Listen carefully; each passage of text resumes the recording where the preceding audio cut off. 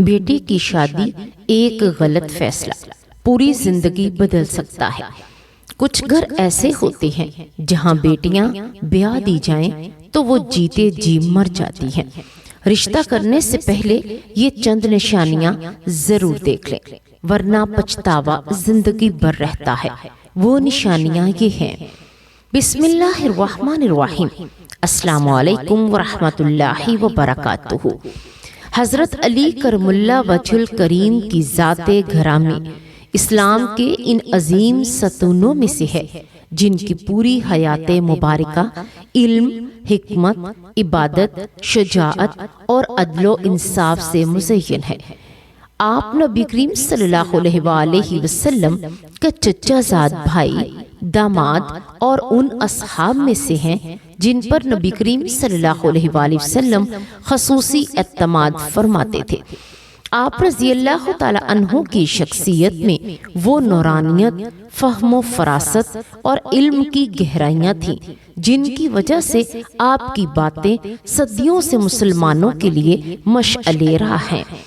نہج البلاغہ اور دیگر کتب حدیث و تاریخ میں آپ کے متعدد اقوال، خطبات اور وصایا محفوظ ہیں جن سے معاشرت، عبادت، اخلاق، عدل اور خاندانی نظام کے متعلق عظیم رہنمائی ملتی ہے۔ اسلام میں اولاد کو اللہ تعالیٰ کی عظیم نعمت اور رحمت قرار دیا گیا ہے۔ دین ہمیں اولاد کو صرف دنیاوی سرمایہ نہیں بلکہ آخرت کا ذریعہ سمجھنے کی تعلیم دیتا ہے۔ خصوصاً بیٹیوں کے بارے میں حضور صلی اللہ علیہ وآلہ وسلم کی بے شمار احادیث موجود ہیں جن میں نہ صرف بیٹی کی فضیلت بیان ہوئی ہے بلکہ ان کے ساتھ حسن سلوک کو جنت کا ذریعہ قرار دیا گیا ہے۔ نبی کریم صلی اللہ علیہ وآلہ وسلم نے فرمایا، جس شخص کی 3 بیٹیاں ہوں وہ ان کو کھلائے، پلائے، اچھا لباس پہنائے اور اللہ کے حکم سے ان کے ساتھ حسن سلوک کرے تو وہ اس کے لیے جہنم سے پردہ بن جائیں گی۔ سنن ابن ماجہ۔ اسی طرح ایک اور حدیث میں نبی کریم صلی اللہ علیہ وآلہ وسلم نے فرمایا، جس شخص کی 2 بیٹیاں ہوں اور وہ ان کی اچھی تربیت کرے یہاں تک کہ وہ بالغ ہو جائیں تو قیامت کے دن وہ اور میں اس طرح ہوں گے کہ آپ صلی اللہ علیہ وآلہ وسلم نے اپنی 2 انگلیاں ملا کر دکھائیں۔ صحیح مسلم 2631۔ یہ حدیث مبارکہ واضح کرتی ہے کہ اللہ تعالیٰ نے بیٹی کو گھر کی رحمت بنایا ہے اور ان کی تربیت، کفالت کرنا عظیم اجر کا سبب ہے۔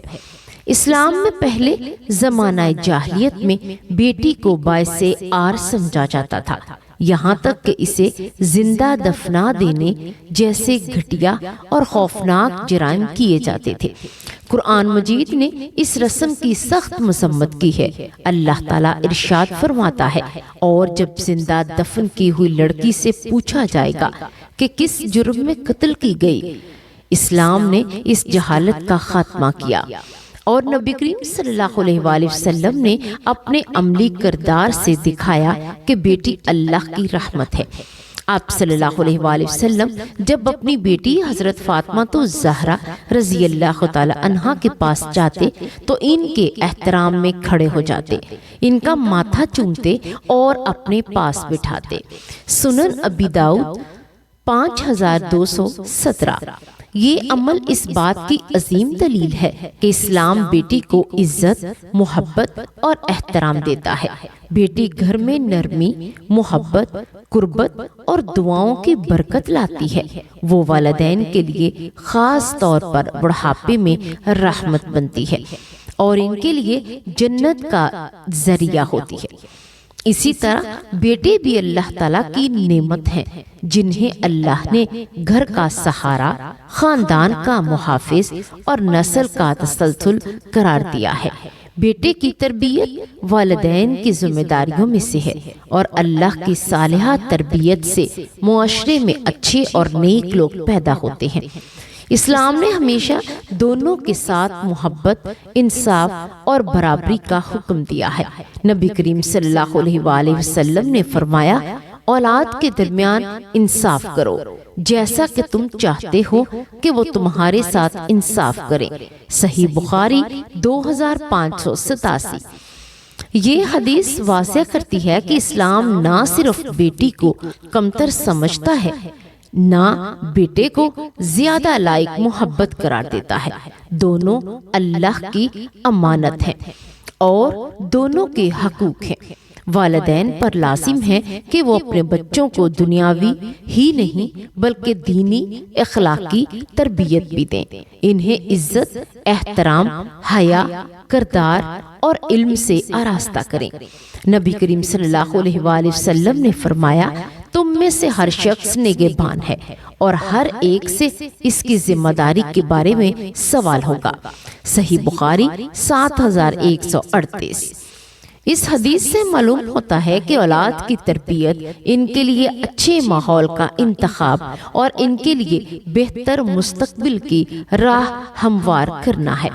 والدین پر لازم ہے اس ذمہ داری کا سب سے اہم حصہ اس وقت سامنے آتا ہے جب والدین اپنی بیٹی کے لیے رشتہ تلاش کرتے ہیں۔ اسلام نے نکاح کو عبادت اور نصف دین قرار دیا ہے اور اس کے لیے ایسے اصول سکھائے ہیں جن میں سب سے زیادہ دین، اخلاق، کردار، خاندان اور ماحول کا خیال رکھنے کی تاکید ہے۔ ایک مستند حدیث میں نبی کریم صلی اللہ علیہ وآلہ وسلم نے فرمایا، جب تمہارے پاس کوئی ایسا شخص رشتہ لے کر آئے جس کے دین اور اخلاق سے تم راضی ہو تو اس سے نکاح کر دو، ورنہ زمین میں فتنہ اور فساد پھیل جائے گا۔ سنن ترمذی 1084۔ یہ حدیث اس بات کو بنیادی اصول ثابت کرتی ہے کہ رشتہ ہمیشہ دین، کردار اور اخلاق دیکھ کر کرنا چاہیے۔ بہت سارے لوگوں کا کہنا ہے کہ حضرت علی رضی اللہ تعالی عنہ نے فرمایا، 7 گھروں میں بیٹی کا رشتہ کبھی نہ کرو، اگر ان گھروں میں بیٹی کا رشتہ کرو گے تو وہ بیٹیاں مر جائیں گی۔ پیارے ناظرین، یہاں اس بات کی اصلاح کرتے چلیں، حضرت علی کرم اللہ وجہ الکریم کی طرف یہ نصیحت منسوب کی جاتی ہے۔ عرض ہے کہ یہ بات سند کے لحاظ سے ثابت نہیں، علماء کے نزدیک اس نسبت کی کوئی مستند دلیل موجود نہیں، لہٰذا اسے بیان کرنا درست نہیں۔ اس لیے میں نے اسے مکمل طور پر نکال کر اس کی جگہ وہ اصول شامل کیے ہیں جو مستند احادیث اور فقہ اسلامی سے ثابت ہیں، اور ہر دور میں علماء نے ان پر زور دیا ہے۔ اسلامی تعلیمات کی روشنی میں ایسے بعض گھرانے یا ماحول ہیں جن میں بیٹی کا رشتہ کرتے وقت سخت احتیاط کرنی چاہیے۔ سب سے پہلے وہ گھر جس میں اللہ کا خوف، نماز کی پابندی اور دینداری نہ پائی جائے۔ جو گھر اللہ کے حکموں کو اہمیت نہ دے وہاں بیٹی دین پر قائم نہیں رہ سکے گی۔ نبی کریم صلی اللہ علیہ وآلہ وسلم نے فرمایا، نماز دین کا ستون ہے۔ سنن ابن ماجہ 3097۔ لہٰذا ایسا ماحول جہاں فرض نماز کا، عبادات کا اہتمام نہ ہو وہاں بیٹی بھی دینی کمزوری کا شکار ہو سکتی ہے۔ اسی طرح وہ گھرانہ جہاں بدخلقی پائی جائے، جھوٹ، غیبت، گالی گلوچ، بدتمیزی اور لڑائی جھگڑا عام ہو وہاں بیٹی کو سکون نہیں مل سکتا۔ نبی کریم صلی اللہ علیہ وآلہ وسلم نے فرمایا، مومن سب سے بہتر وہ ہے جس کا اخلاق سب سے اچھا ہو۔ سنن ترمذی 1162۔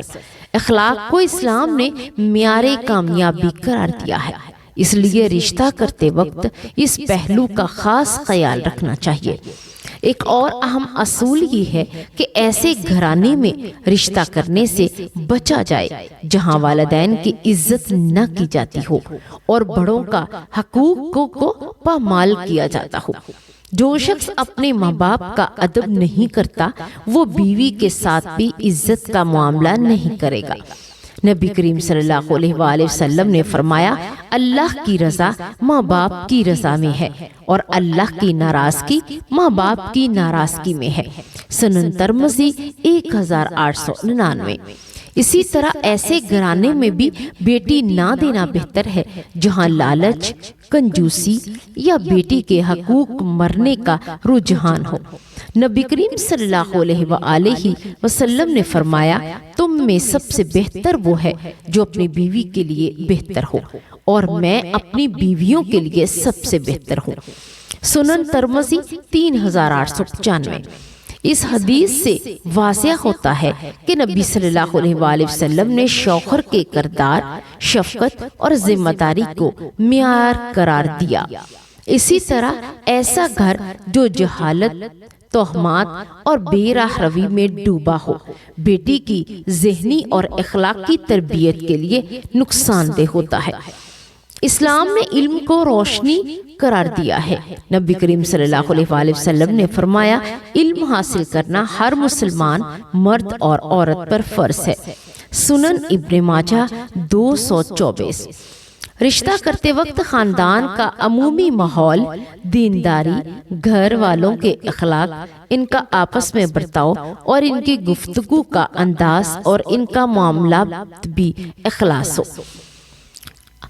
یہ چیزیں بیٹی کی آئندہ زندگی پر اثر انداز ہوتی ہیں، اس لیے والدین کو چاہیے کہ وہ استخارہ کریں، اللہ سے خیر مانگیں اور ایسا گھرانہ تلاش کریں جہاں دیانت، محبت، دینداری اور عزت کا ماحول ہو۔ آخر میں والدین کی دعائیں اولاد کے لیے عظیم سرمایہ ہیں۔ نبی کریم صلی اللہ علیہ وآلہ وسلم نے فرمایا، 3 دعائیں ضرور قبول ہوتی ہیں: مظلوم کی دعا، مسافر کی دعا اور والدین کی دعا۔ سنن ترمذی 1905۔ اس لیے اپنی اولاد کے لیے ہر وقت خیر کی دعا کرتے رہنا چاہیے۔ اللہ تعالیٰ سے دعا ہے کہ وہ ہماری اولاد کو ہمارے لیے باعث رحمت بنائے، ہمارے گھروں کو محبت، سکون اور رزق حلال سے بھر دے۔ بیٹیوں اور بیٹوں دونوں کی صحیح تربیت کی توفیق عطا فرمائے اور ان کے لیے بہترین جوڑے اور بہترین گھرانے نصیب فرمائے۔ اللہ تعالیٰ ہمارے گھروں میں ہر قسم کی جہالت، ناانصافی اور بے راہ روی کو دور فرمائے۔ ہماری بیٹیاں ہمارے لیے عزت اور ہمارے بیٹے ہمارے لیے وجہ تقویت بنے۔ اللہ تعالیٰ ہم سب کو دنیا آخرت کی کامیابیاں عطا فرمائے۔ آمین یا رب العالمین۔